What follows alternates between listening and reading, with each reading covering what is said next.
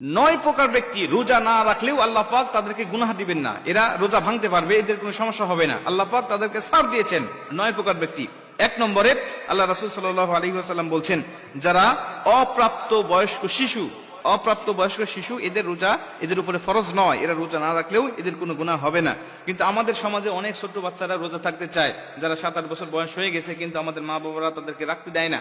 আমি বলি তাদেরকে আরো উৎসাহ দিতে হবে, তাদেরকে রাখানোর জন্য একটু প্র্যাকটিস করতে হবে, তাদেরকে উৎসাহ দিয়ে রাখাবেন। আপনার সন্তান দেখতে যাচ্ছে, এটা তো আপনার ভালো, এটা তো সুসংবাদ, এই জন্য তাদেরকে রাখার জন্য অভ্যাস করবেন, তাহলে বড় হওয়ার পরে আপনাকে আর তাগিদ দিতে হবে না। 2 নম্বর হলো পাগল মাতাল। যারা পাগল মাতাল অচেতন এই সমস্ত ব্যক্তির উপরে আল্লাহ পাক রোজাকে ফরজ করেন নাই, কারণ তারা তো মস্তিষ্কের ভারসাম্যহীন।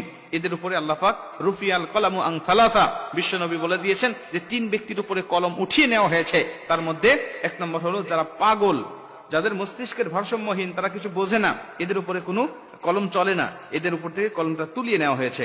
3 নম্বরে রাসূল সাল্লাল্লাহু আলাইহি ওয়াসাল্লাম বলছেন, হায়েজ অবস্থায় যদি কোনো ব্যক্তি, কোনো মহিলা যদি হায়েজ হয়ে যায়, এইটা না সারা পর্যন্ত এদের উপরে রোজা রাখা হারাম, সেটা রোজা রাখতে পারবে না, কিন্তু পরবর্তীতে অবশ্যই এটাকে কাজা আদায় করে নিতে হবে।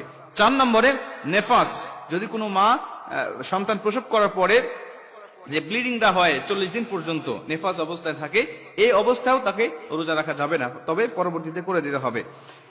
5 নম্বরে রাসূল সাল্লাল্লাহু আলাইহি ওয়াসাল্লাম বলে দিয়েছেন, যারা অসুস্থ ব্যক্তিকেও আল্লাহ রাসূল সাল্লাল্লাহু আলাইহি ওয়াসাল্লাম বলেছেন এরা রোজা রাখবে না। কেমন অসুস্থ হতে হবে? বিজ্ঞ কোনো মুসলিম ডাক্তার যদি পরামর্শ দেয় যে আপনি যদি এখন রোজা থাকেন তাহলে আপনার অসুখটা বৃদ্ধি হয়ে যাবে, এমনকি আপনার মৃত্যুর হুমকির মধ্যে পড়ে যাবেন, বিজ্ঞ ডাক্তার হলেই হবে না, বিজ্ঞ হতে হবে এবং মুসলিম ডাক্তার হতে হবে।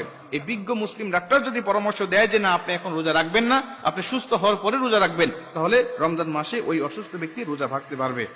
6 নম্বরে মুসাফির ব্যক্তি, আর এটা কিন্তু আল্লাহ পাক পবিত্র কোরআনের মধ্যে বলে দিয়েছেন, অসুস্থ আর মুসাফির ব্যক্তির আল্লাহ পাক একই আয়াতের মধ্যে বলে দিয়েছেন, ফামান কানা মিনকুম মারিদান আও আলা সাফারিন, যারা সফরে থাকে এবং অসুস্থ ব্যক্তি এরা রোজা ভাঙতে পারবে, তবে সফরটা হতে হবে অবশ্যই ইসলামের জন্য সফর, এবং অনেক কষ্টদায়ক সফর যদি হয়ে যায়, যেমন কমপক্ষে 48 মাইল পর্যন্ত সে দূরে চলে গেছে এবং তার উপরে মনে হচ্ছে যে আমি রোজা রাখলে পরে আমার অনেক কষ্ট হবে, এবং এই অবস্থায় যদি সে রোজা ভাঙে তাহলে হয়ে যাবে, কিন্তু পরবর্তীতে অবশ্যই আদায় করে দিতে হবে। ভাঙার সময় তার মনে রাখতে হবে যে এই আমার রোজাটা অবশ্যই পরবর্তীতে আদায় করতে হবে। অতএব ওই কথা চিন্তা করে সে যদি মনে করে না পরবর্তীতে করাটাই আমার জন্য ভালো হবে, এখন ভাঙলে পরে আমার জন্য ভালো হবে, তাহলে সে এই কষ্টদায়ক সফরে, ইসলামের জন্য সফরে সে ভাঙতে পারবে। 7 নম্বরে রাসূল সাল্লাল্লাহু আলাইহি ওয়াসাল্লাম বলে দিয়েছেন, গর্ভবতী মহিলা, এমন গর্ভবতী যে ডাক্তার তাকে পরামর্শ দিয়েছে, কোন মুসলিম বিজ্ঞ ডাক্তার, যে আপনি যদি এখন রোজা থাকেন তাহলে হয়তোবা পেটের সন্তান পানির শূন্যতায় ভুগবে, হয়তোবা পেটের সন্তান মারাও যেতে পারে বা মারাত্মক অসুস্থ হয়ে যেতে পারে, অতএব আপনি এখন রোজা ভাঙেন, তাহলে বিজ্ঞ মুসলিম ডাক্তারের পরামর্শ অনুযায়ী সেই গর্ভবতী মহিলাও রোজাটা ভাঙতে পারবে।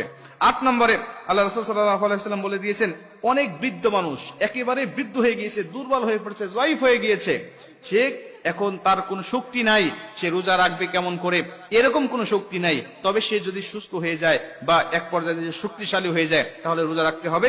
আর যদি সে এই